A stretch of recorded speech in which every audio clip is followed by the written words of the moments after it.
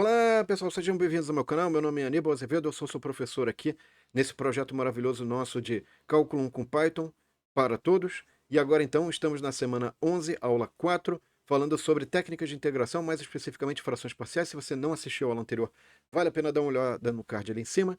A gente vai dar continuidade, vai finalizar essa discussão sobre o uso de frações parciais para resolver integrais. Então, lembrando que na descrição do vídeo você tem acesso livre e gratuito para vários materiais. Fique à vontade para percorrer o site, as apresentações, as listas, enfim, está tudo livre e gratuito lá.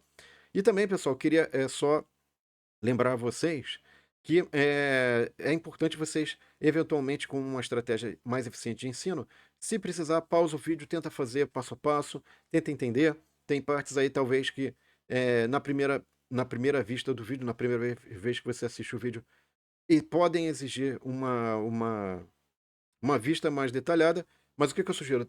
Assista uma primeira vez, tenha uma visão geral, anote os pontos conforme você vai vendo o vídeo, e depois, ao chegar ao final do vídeo, repasse os pontos e depois assista novamente e fala assim: ah, esse ponto eu acho que eu entendi. Ah, esse ponto aqui não.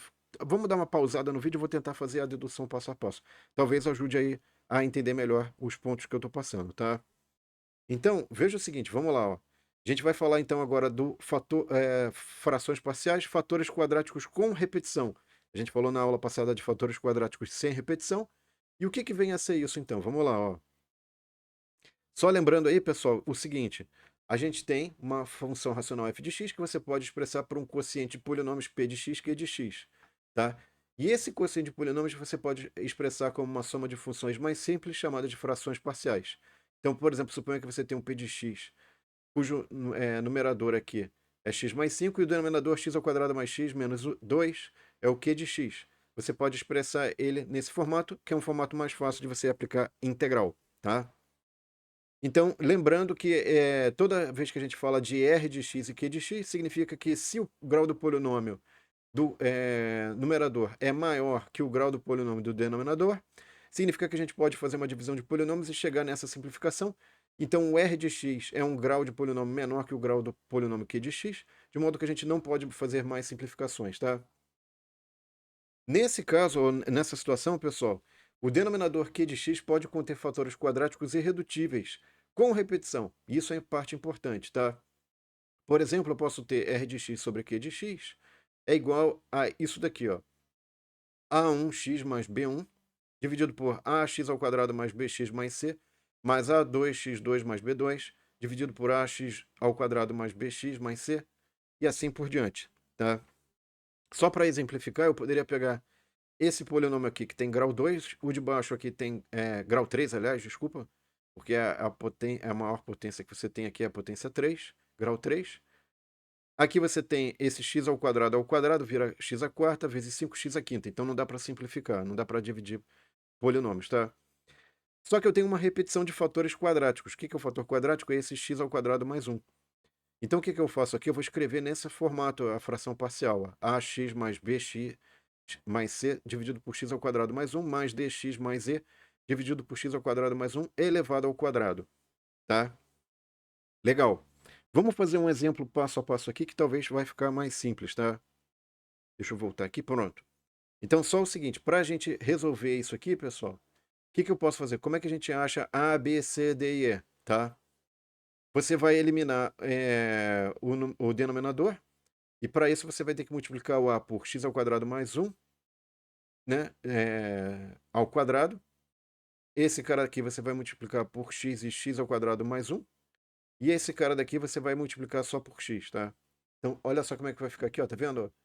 Divisão por x, aqui por x, divisão por x multiplicado por x, aqui multiplicado por x ao quadrado mais 1 ao quadrado. E esse termo aqui, x vezes x ao quadrado mais 1, tá? Isso tudo tem que dar igual a esse valor aqui. Então, o que você faz? Você vai ter que abrir, vai dar a x à quarta mais 2x ao quadrado mais 1 mais b x à quarta mais x ao quadrado mais cx ao cubo mais x mais dx ao quadrado mais ex, tá? Ufa, hein? Agora, o que você faz, pessoal? Você vai agrupar os termos de mesma potência. Então, por exemplo, eu tenho o A e o B para x à quarta, tá vendo? Então, são os coeficientes associados a essa potência x à quarta. você tem esse termo aqui associado ao x ao cubo. Aqui você tem x ao quadrado, tá? Então você tem 2a mais b mais d.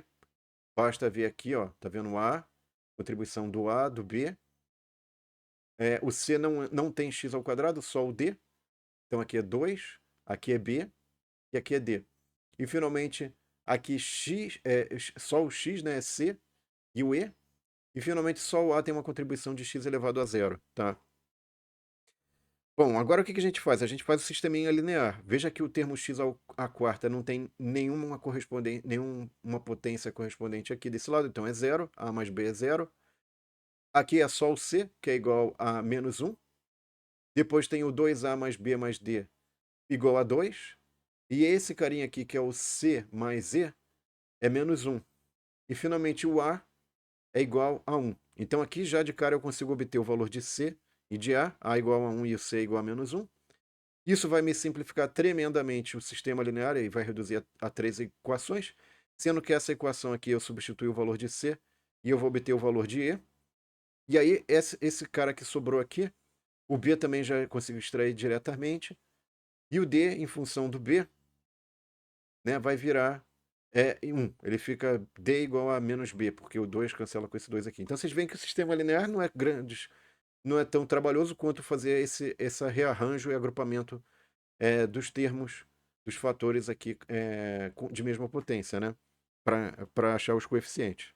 A, B, C e D, E. Bom, agora então eu aplico A, B, C, D, E e eu vou obter essa integral aqui, tá, pessoal? Lembrando aí que se precisar pausar para você chegar nisso aqui, ou seja, substituir esses valores de A, B, C, D e E nessa fração parcial aqui. E aí eu vou obter essa integral que eu tenho que resolver. Detalhe, aqui é logaritmo de x, né? Logaritmo de módulo de x. Esse cara daqui na verdade, vai virar logaritmo de x ao quadrado mais 1, tá? A gente resolveu na aula anterior. Esse cara daqui a gente resolveu também na aula anterior. Algo muito próximo. Isso aqui vai dar tangente, a tangente inversa, tá? De x. E aqui eu vou ter esse cara daqui, eu vou ter que chamar de u. Então veja aqui, ó, vou chamar de u, x ao quadrado mais 1, du é 2x dx, de modo que du sobre 2 é igual a x dx. Então esse x dx vai virar du sobre 2, por isso que sai esse fator meio aqui, tá? E esse cara daqui é u. Então u ao quadrado, du sobre 2, tá? Aqui está certinho o sinal negativo, aqui está o sinal negativo também. Esse negativo aqui, vamos falar assim, corrijam aí para um mais, aqui é mais, porque não tem como sair um negativo, né? E esse cara daqui é só uma recordação, tá, pessoal? Tangente inversa, a integral de dx sobre x ao quadrado mais a ao quadrado igual a 1 sobre a tangente inversa, né? Inversa da tangente, de x sobre a mais c, tá? Isso aqui a gente viu na aula passada, a aplicação, mas se você não lembra, tudo bem, aqui eu estou mostrando como é que você resolve. E aqui põe um mais aqui, tá bom? Bom, uma última coisa, um último lembrete aqui, um bônus, né, pessoal, é substituições racionalizantes, né? Algumas funções não racionais podem ser transformadas em funções racionais por meio de substituições. A expressão g de x raiz, né, de x, pode ser substituída por u igual a raiz de g de x. Então, por exemplo, eu poderia pegar essa integral, que é a raiz de x mais 4 sobre x dx, chamo isso aqui de u, e esse cara daqui, pessoal, vai virar u ao quadrado menos 4, tá? Como é que você pode resolver isso? Você pode fazer u ao quadrado disso, você vai ter x mais 4 igual a u ao quadrado, e aí u ao quadrado menos 4 igual a x. Então eu voltei aqui. E o dx você pode derivar, fazer a derivada desse cara, né, do raiz desse cara daqui, e você vai ter 2u du, tá? É a substituição, é a regra da substituiçãozinha aqui, né? Ao fazer essa integral, eu vou ter duas vezes a integral de u ao quadrado dividido por u ao quadrado menos 4 du. E aí, o que você tem que tomar cuidado aqui, pessoal, é que essa integral, eu posso resolver desse jeito aqui, tá?